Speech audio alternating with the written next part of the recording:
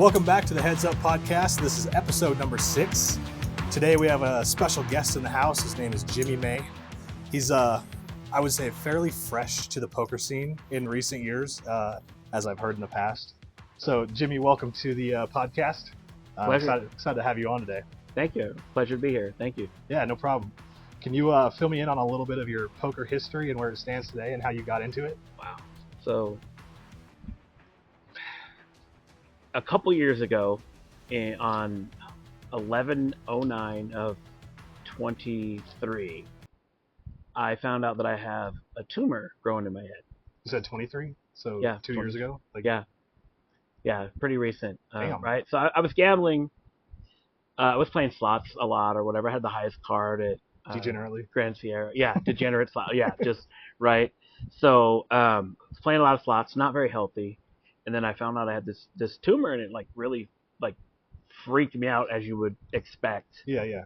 And I mean, nobody wants to know that news. Yeah, right. So I was having some weird blood numbers, high prolactin levels or whatever, and the doctor was like, "Well, let's check and see what's going on with this." And they ran some tests, and then they did an imaging because all the tests were coming up normal. Yeah. And they discovered that I have a 11.7 millimeter by 9 millimeter tumor on my pituitary gland. So as far as shit growing in your head is concerned, I don't know. it's like best case scenario. Yeah. They're typically not cancerous. Benign.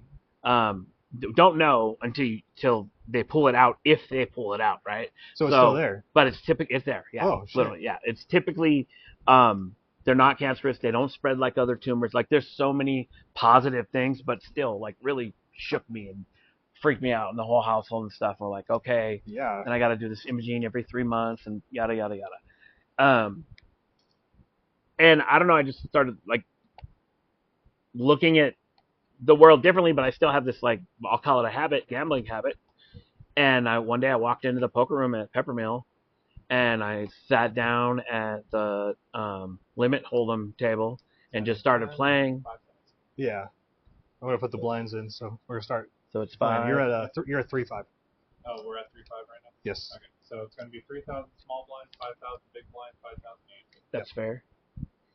All right. And then so I went in there and I sat down and I had a great time, and I spent $100 and I still had some left over. Yeah. In the end.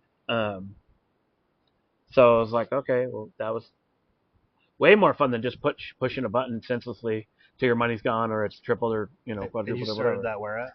Peppermill. Okay. Reno. So, locally, yeah. Yeah. So that was fun. I just started playing poker daily instead of slots. Gotcha. And I'm gonna raise 18,000. Yeah. And so that was my new, just started hanging out there. It's a social game.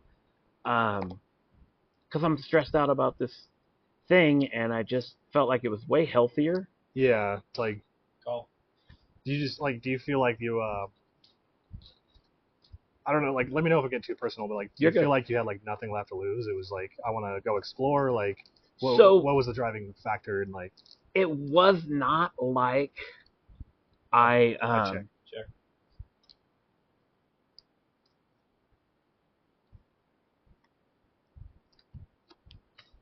That's 18,000. it wasn't like a conscious decision. I was of course I'm stressed. I got something growing in my head and I don't know what to think. It's just a whole bunch of unknowns at that point in time. Bad flop for me. And okay. And pretty good flop for me, but I'm not going to show. You can tell me that, but I'm not going to believe you. That's okay. So, I mean, of course I have all this stress. And how do you blow off stress? Well, whatever your habit is, right? Yeah. If it's cocaine, you're going to go do cocaine. Yeah. It was methamphetamines for a lot of years for me. Been clean 21 years now. Whatever you're going to blow off stress. Yeah, but exactly. yeah, you're going to, you know what I mean? So I was just playing poker and 5-5. became obsessed with the game. And I start buying books. And at first, for the first few months, I'm obsessed, but it's limit poker, right? It's a different game. It's a different game. Different game. Different right? mindset. And I got an old ass what's that book that everybody knows? It's this thick, freaking Super System. Doyle Brunson Super Yeah, System. I still have it on my nightstand. Oh, And I got it too. So I'm gonna raise. You're coming out swinging. I am. raise 20,000. I call. Call. So I'm reading that and I'm playing and I'm talking to people and stuff and I'm having a good time socializing and things. So yeah. So one day, and I would say it's probably 2-3 10,000. months down the road, I'm like, oh, I'm gonna venture over to the big game, right? The $2 no limit game. But that was huge from the 3-6 thing that I was playing. Yeah, it's the a limit. big going from limit to no limit is such like yeah. a big mental jump. So I brought $100 over and I bought in, right? And I'm like, oh, that was a terrible fold. It was a terrible flop, I'll tell you that. But I was ahead, I'm sure. You were. Yeah. I mean, I needed one of your cards for my specific hand. Yeah. I don't know why I just showed that one. I probably shouldn't. But I mean, it looked like you were trying to get value from that when you bet 10. Good. I was like, yeah, maybe you just flopped a flush. Because this is cherry popping for me right here with the letting loose. The prom night. The heads up, like yeah. So yeah. Anyway, I go to the big game and I was there for I don't know, 20 minutes with my $100. You know what I mean? Yeah, yeah. And so sorry, I should get that over closer to you, shouldn't I? It's funny because you say 20 minutes, and like I think the biggest advice I give to people like early stages, I'm like, just sit at that game, don't even play a hand, like watch what people are doing, like that's really good advice. Like, like nobody told me that. Sit there for like an hour, and see what people are doing, Just knit up and. But that's that's. I keep forgetting that I'm the starting here. Hindsight's always 20/20. But continuing your poker journey. Raise 18,000. So I started playing that, and I went back to the other limit table, and then started playing no limit probably a couple days a week, and I'm like, okay, this is way different. And then I just raise 55,000. I go, thank you, sir. All good.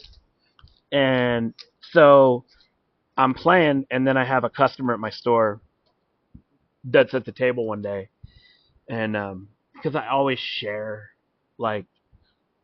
Yeah. That I have a business in town, right? I'm trying to drive business too. I'm like, if you need a laundromat, yada yada yada. And this guy's a regular. Bet 30,000. I'm gonna look at one more. Oh, that's not for 26. You're not. You can do it and then still fold if you want. Yeah, give you some little extra. And I'm talking to this guy, and then we end up at the table one day, and I'm talking to him. Yeah. And that's more your board. I'm gonna check. I check back. Check. And he says, I'm trying to learn from him, right? Check. What are the blinds? 5.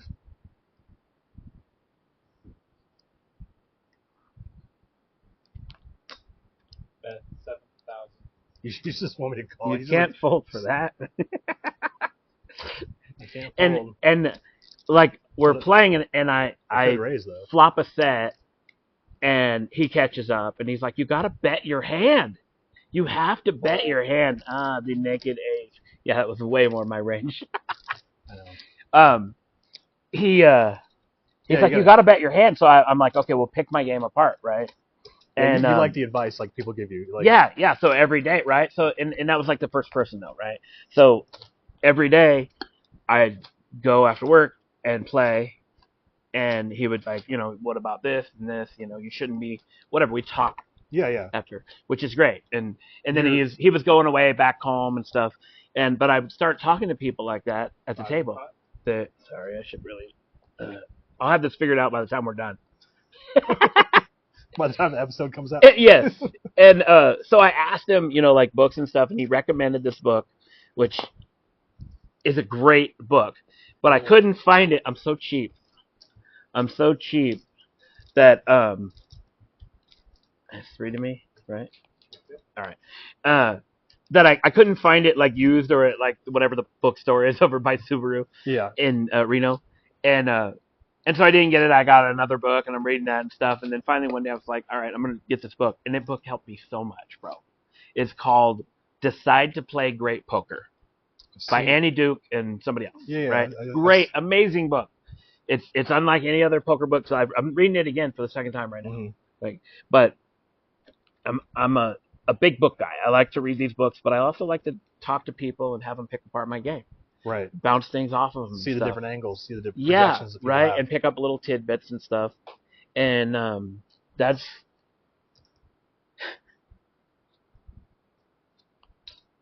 Raise 13,000. And that's just kind of my thing. And people have been very open. It's a great community. It really is an amazing community. At least here in Reno. That which I don't travel to play poker. I've only played poker in Reno. Yeah. And only for a little, right at a year and a half. Right? So, Are you looking forward to like traveling or? Eventually. 15,000. Well, yeah, eventually I am. So you haven't done like the World Series yet? Or, like you're still fresh? Like I'm super fresh, bro. Yeah. Super fresh. I have a 3. I have a 9. I turned a 3. You got there. Yeah. Suck out. Yep. I had the skinny. Super skinny. I had the best hand. Well, not on the turn, but The super skinny. super skinny. You had to play it for justice. But so I got that book. It changed me, my way of thinking and playing. Yeah. And I was only playing cash, and I never really was a good player. And then one day, I play a tournament at the Peppermill, at just a daily, whatever, at noon, and it was cool. Then I went back to cash, and then I don't know. Over the few weeks, I started playing more and more tournament poker, and I've learned that I love the pressure. Sorry about that. The pressure of tournament poker. Yeah. I love the walls closing in on me, the time running out, the blinds are going up. I don't know what it is. Like I'm an adrenaline junkie or something. Raise 13,000. There's so many more different economics that go into tournament poker. Like you just said, like the It's blinds, a different beast. The blinds raising, stack sizes matter. Like you can't just rebuy like at any point during the tournament. You can only do it within a certain time period. Right. So. And the style's different. The style is most definitely everything matters. different. Check. Should check slower, but I'm gonna go rapid fire. Check. So the style is definitely different than cash, but Bet 12,000. I really enjoy it. Oh, check raise coming in.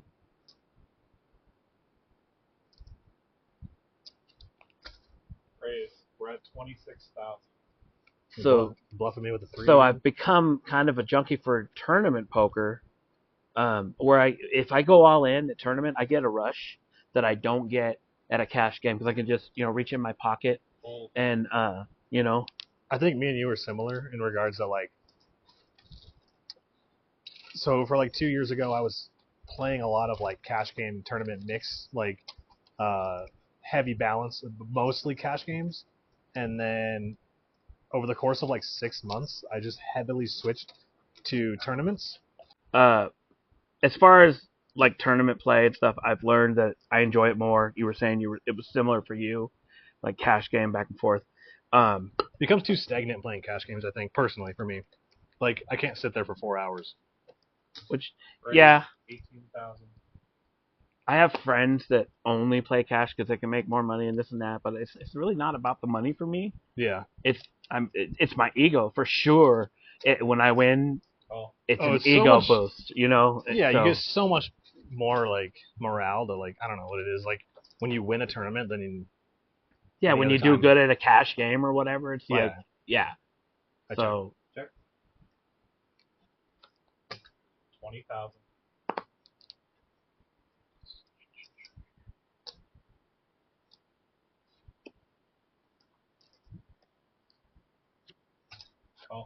put my glasses on. It's getting serious. Oh shit! So make sure I'm seeing what I see. Yeah. You want to tell me more about what's going on? Like, so I mean, like tournament wise. That's how trying to distract you from the hand that's going on right now. I'm being like Will Kasoof and just like, if you got it, you got it. If you got it, check. Check back. And check. Check. Check. I was gonna value bet, but it's so weak. I fucking got counterfeit. It's such a weak ass. I did not bet. Alright, check. I flopped 2 pairs. Counterfeited. Oh, gross. I 100% knew that I got counterfeit. Oh, that's gross. The second you were like thinking of it, like you looked at your chips, and like it's a common tell that Daniel Negreanu talks about. Like the second that river card came out, you looked at your chips, and I was like, God damn it. I was thinking about a value bet right there, which you wouldn't have called anyway. No. I mean, it depends on how small you would have bet. Yeah. But I have an ace deuce, and if you've got any ace, I don't want to step in it to where you like raise me or something, and now I'm like thinking about folding the best hand. Your best move there was checking the turn because I was going to check raise you so hard on the turn. 5-5. Okay, I thought I had a feeling.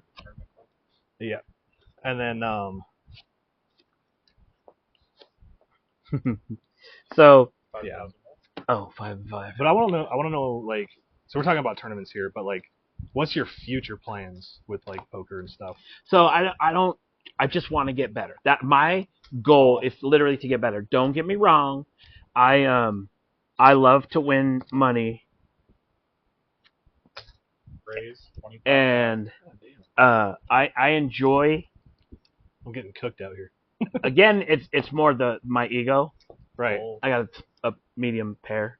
Prove it. But prove it. I don't want to give up my. I'll tell you, I have a pair. I'm not super proud of it, but I feel like it was way ahead. Maybe I had 2 overs. And yeah, 2 you might have. And so I just want to get better, right? So I played the first tournament I guess I played was the Palooza, because during my learning my first month of poker, I got a straight flush at the Peppermill on the limit game, right? Yeah. So there was rare. some like I didn't even know what it was. It was a satellite tournament. I don't know what the fuck that is, right, at the time. And I'm like, cool. So I go upstairs, and there's all these people. I'm like, holy shit. And I'm looking around, and I'm playing the tournament, and people are shoving, and Call. And I lasted about an hour. Raise 20,000. I lasted about an hour, and then I bounced out, whatever. Yeah. That was my first, Did you buy into that because it was cheaper? Because No, it's free. I got a straight flush in the limit game. Check. And check back. And that straight flush got me a free roll into a thing upstairs. Yeah. And so I fold. 15,000. Fold. So I played that, but that was like, oh shit, there's a lot of people up here, and there's people from all over the place. That was interesting. And then, so I'm just playing the dailies over at Peppermill, and then the Run Good series comes, and I was like, okay, cool. I get into that. Didn't do shit. The farthest I got was we did a partners one, and that was Angie, the tag team one? Yeah, the tag team thing. Angie, the dealer, she was a dealer at Atlantis. I don't know what she's doing nowadays, but her and I were in it, and we did okay. We sucked out like 3 times where all our money was in because it had to be, like we were out of blinds. Yeah. And we just won the hand. So that happened several times. And All right, blinds are up. We are now at 5,000, 10,000, 10,000 man feet. Okay. there. And but that was fun. And then the last Palooza that just came through back in April or whatever, I couldn't play the main because it was going to be on Easter, and we don't do shit for Easter every year. But this year we had an Easter dinner. Yeah. Just people were going out of state and out of country and stuff, so we ended up having an Easter. So I couldn't play the main, but I played the mini main, and I bagged for the first time ever. So your first ever day 2 tournament? Yeah, which was super cool and exciting.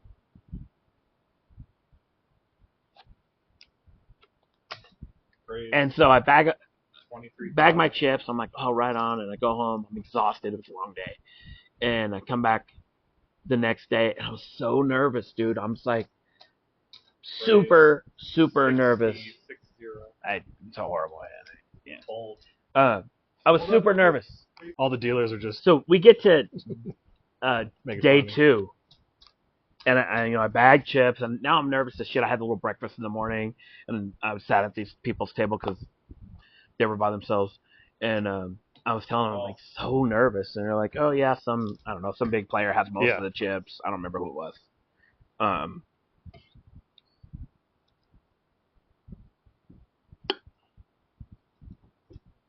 Check. So I'm going to this game, super nervous, don't know what to. It's just poker. It's For sure. just poker. Same thing But you did. Same thing you did yesterday. But for whatever reason, it wasn't for me, dude. Like, I don't know how to explain. You're- I don't know if you remember your first bag tournament in the second day, but If I told you, you probably wouldn't believe me. okay. I want to hear that. Let's interrupt. I won $65,000. Holy shit. Well, I know why you're strung out on the game now. Check. Jeez. But I was playing like 5 years before that. Right. Check. So different, totally different. It is, but still, like, I think was that your first bag tournament? Okay. I put pressure on myself to play the best that I ever could, because I was like, I have to come back tomorrow and like just be the best I can. And I think every decision I made that day was like probably better than any decision I've made for the past like 10 years. Even today, like Really? I'm probably a way better player. You were just tuned in, like hyper focused. Yeah, couldn't okay. lose, like that's awesome. I could sniff out when someone had deuces or fucking 6 That's high. awesome. Like I've had a moment or two like that. Not in any big tournaments. Check. I got 8 high. I got a 3, I think. Yeah, I do. Sucked out on you. Yeah, you did. But yours was like high pressure. Like your mind was just like. Yeah, I was like in my own head. I'm like, oh my god, there's so much going on. What's it to me? 5. All right. And anyway, I get to the first table and we break in like 15 minutes. Like my table broke first, bam, Yeah. right away. That, I went that's in. the worst. Yeah, that sucked. But I went in. I was 9th in chips for my flight. That's not bad. So you're like right? probably top 10. Like Yeah, it's like overall. 270 something thousand in chips. I don't remember what the You're in a good exact number. spot. You're above But I was average. in a good spot. Yeah, I was in a good spot. And my table breaks hella fast. And then I go to this next table, and this dude's got all the fucking chips. Like, I mean, all the fucking chips. He's got the big blueberries or whatever you want He to looks call like them. Alex Boston stacking like a pyramid. Yeah, he's got, right. At one point, the dealer made a joke. It was like, sir, could you put your small chips out front? And he was like, oh, what? And it was, everybody got the He's joke like, I don't at have any first. small chips. Yeah. What I have is the major. It was freaking huge funny. But I got other shit to work with here. You gonna put your whole stack in? Damn. I'm just gonna do that. 70,000. So, Jesus Christ. um, Blind's only 10. You make a 7x. You want my 20K in there? just take it down now. But he was intimidated. Anytime somebody put up like raised and got one of their blueberries out there, he was like, and I was pretty sure he was just hoarding the blueberries and Yeah. getting everybody to fold out. You know what I mean? Yeah. Yeah. He's like putting a lot of ICM pressure on like the medium sized Like he should. Like, yeah. Right. Well, now I'm knowing like he should. Right. But I didn't Back really then you didn't that know. You're then. like, why is this guy Yeah. being a dickhead? And this wasn't that long ago, right? This is freaking April, whatever. Yeah. But I feel like I'm improving fast, and I'm not some great player, and I'm not right. I have an ego, of course, but I feel like my game does rapidly because I read so much and I talk to so many people, and I play people that are better than me. What I've lot. noticed is like you see what works for people, and you employ that in your game. Like I've seen that out of you. You know, like I think there was one day that I was playing a tournament and you were in the same table as me, and like I was having a conversation with a guy. You were so tuned into that conversation because how we were playing the hands with each other. Oh yeah. That you're just like, I gotta know, like. Yeah, I'm like, listening when people are talking, right? Because I want to know how other people think, or right? Because I might not. 25,000. See, that's not 70,000. That's 25,000. I know, but I still feel good about what I did. If you wanted my 10K, you could have had it. You just asked me. I did get it. I know. There's more than one way to get it. Baseball. But yeah, so I'm always listening, right, and picking up little tidbits or whatever. I just want to be a better player. For sure. And like, I don't know. It's me first, right? Yeah, you're first. Check. Check. Too fast, but I checked. I did the thing that I wasn't supposed to do, but Check. Where's my that's a box? classic. Where's my box? All right.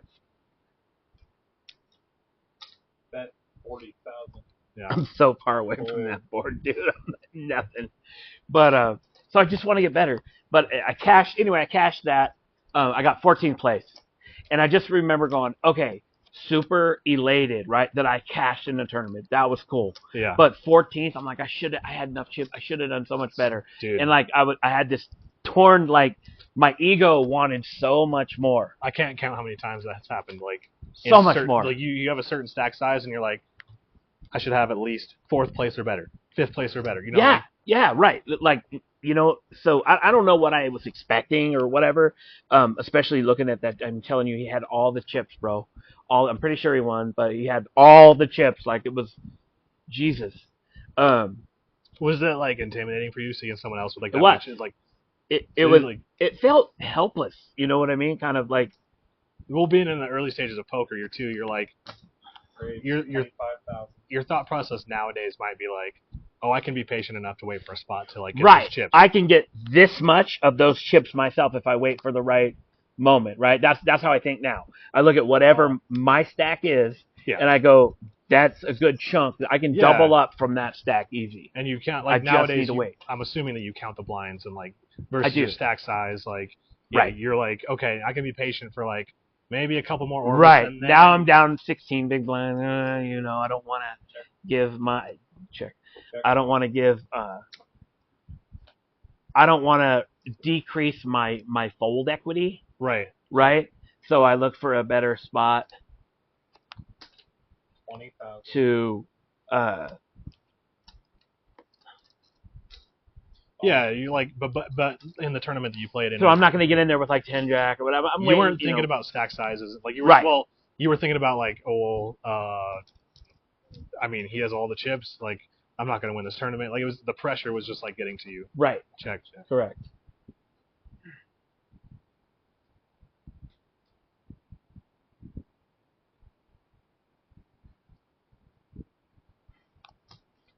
$50,000.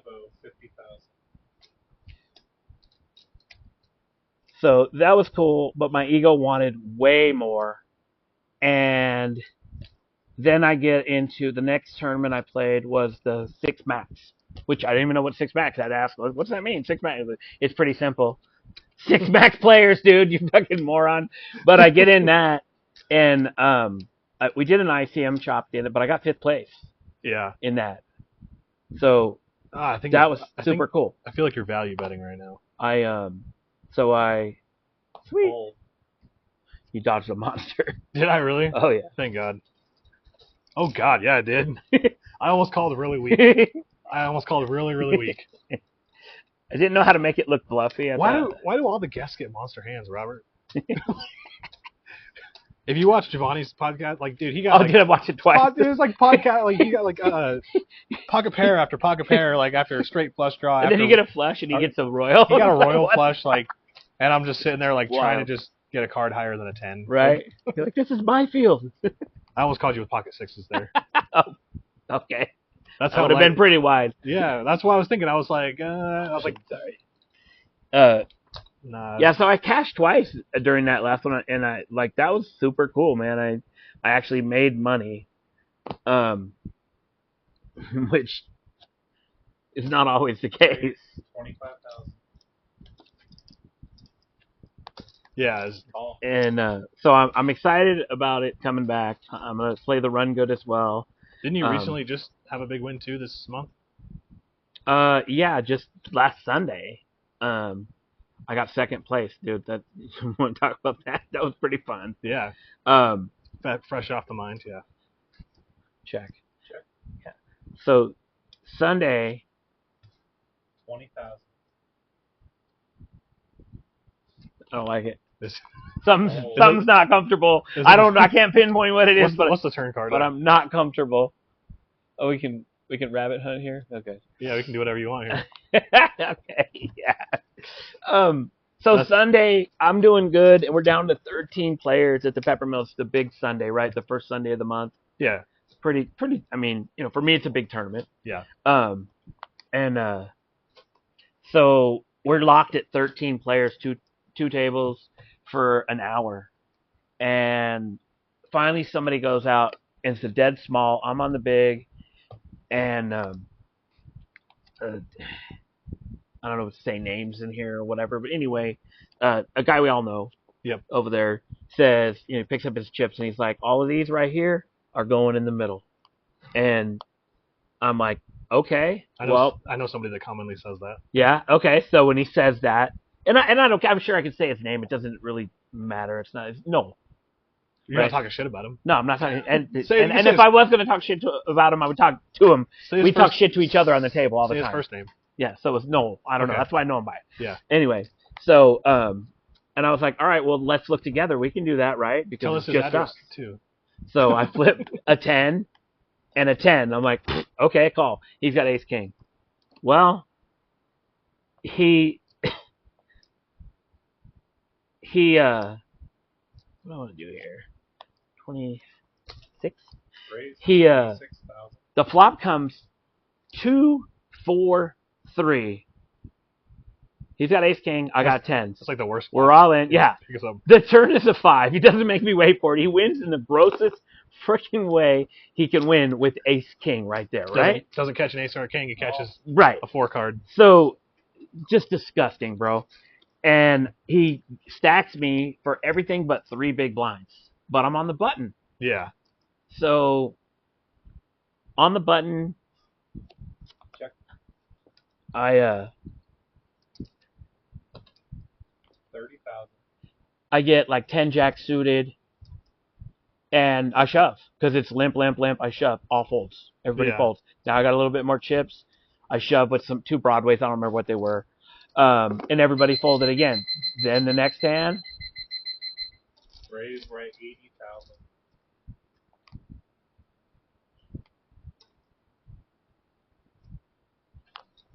And so the next hand I get pocket kings. And with these kings, I shove and I get a collar. And they hold. So now I doubled up. Plus a couple limp dollars in there too.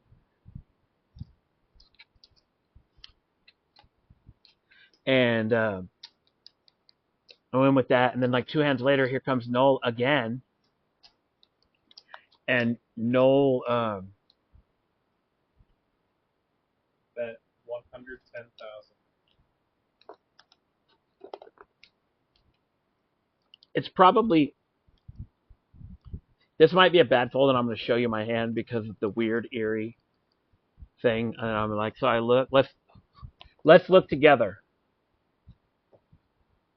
Is that a 10? Remember telling you a story about frickin' 10s with Noel? Yeah. And I look and I got pocket 10s, but I don't like the flop. I don't like your drive right now. I feel like you at least have a jack. Maybe not. You might have just bluffed me off of it, but I'm going to get out of that. What's the river? So anyway, here comes Noel. Shoves with an I snap call. I'll show you 1 card. Which one do you want to see? This one on this side. Okay. Whatever.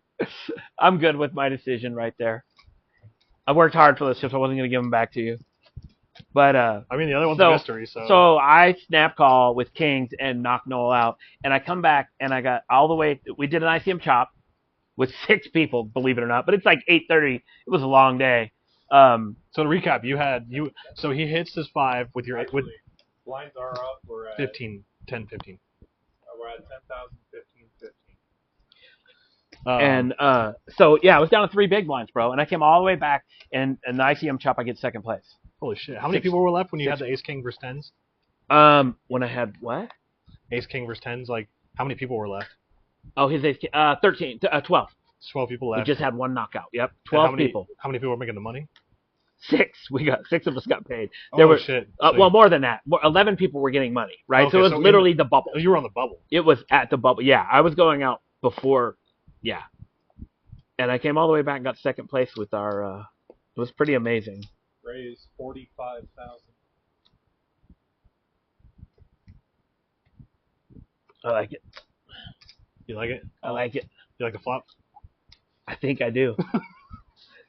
I don't need no stinking flop. I like this. I got this. I don't need no stinking flop. Well, you might need it. Oh, gross. Just kidding. See how fast you check. I'll check just for that for that purpose. I'm gonna check back because you checked. Check. Here's the turn. What are we at? 15. 15 right now.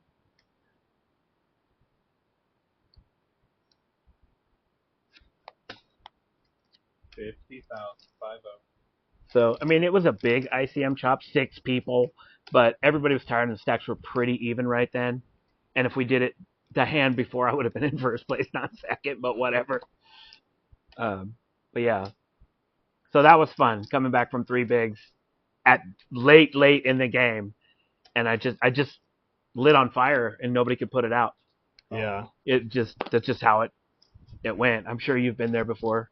Yeah, I had a WPT event where similar situation. I had lost king queen versus tens, and I had flopped 2 pair, and the guy flopped a set. I went literally down to 3 big blinds. 84,000.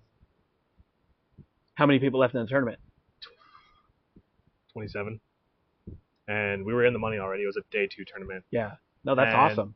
It feels better when you come back from nothing and do that. I don't know, it feels like my ego's stroked better. It was so weird because like I went down to 3 bigs and I got moved to another table, and because we literally just lost someone, so we're at 27, so they balanced like all the tables. Right. And I pick up like ace queen back-to-back hands, and then I pick up pocket 9s, so I double up, and double up. Nice. Back up to like 20 bigs, like yes. That. Just lit on fire. Pocket 9s are my favorite, by the way. I think I'm just gonna call you because I have a bad feeling about this. Call. Good call. Oh, well, I have a 9. I flopped a straight. Right. Straight draw. Yeah. Yeah. Straight draw. So nice. You bet a value that I was nice call. I don't know. It was. Should have been stronger or weaker. No, it was. I need to learn. It was one of those situations that I don't feel like I was gonna get called by a better hand. Yeah. Or like I was gonna get called by a better hand, not a worse hand. Mm. So I was like, there's no sense in me raising here. So. Yeah. It was definitely a weird situation where I was like, he either has a straight, jack 9, 9, 7, or like an ace 9. Like, those are the better hands that are going to raise me. Or a straight's going to call me, like raise me. But I was like, all the worse hands are just going to fold. Like, I probably should have raised. I shouldn't have checked the turn or the. Did we check the flop? We checked the flop and you led the turn. I shouldn't have checked the flop. All right, 10,000. Oh, 10. But you're out of position. Yeah. I don't know. I'll watch this back and I'll gather some intel. Yeah, some intel. Just critique myself, which I need to do. I mean, if I there's a lot of hands in my range too, though, that are gonna fold there. Like all the ace highs and the draw hands, king. Yeah, queen. I mean, you got 3 9s right there. I don't expect you to fold that. Like the king queens and the king 10s of the world. Like, there's a lot of my range. Like literally 50% of my range is probably out if you bet that river. Yeah. It was a weird spot where I was like, I don't think I can raise and get value. Yeah. I checked. All right, we're going to a flop. Pick me. Yeah, you can have this one. Yeah, because that last one was pretty freaking good. I check. Check. So I want to start a new conversation a little bit. Like in your younger days, like what was going on? You like never got into poker in your younger days, or I was a tweaker, bro, for hell years. 25,000. And methamphetamines. Oh damn. Yeah, it was bad. It was really bad. Here in Reno, at like a lot of years. I went to prison. Never part of your life though. It's like no. Nope. I was always a hard worker. Like I was born in Richmond, California, in the Bay Area. It's the hood. But we moved a lot, and like we lived in Carson City when I was in like 6th grade. Both both years I was in 6th grade. For sure. I got held back 1 year. 15. That's hard to do in And- 6th grade. Usually it's high Well, school. it was pretty easy for me. Mr. Noxheim, which he's probably dead by now, but he used to throw the chalkboard eraser at the kids when they were not paying attention. I was a talker and like a clown, and he got my attention, but I got the class's attention more when it hit the back of his bald head and left the chalky shape of the eraser there, and that I'm pretty sure that's what sealed my fate. Yeah.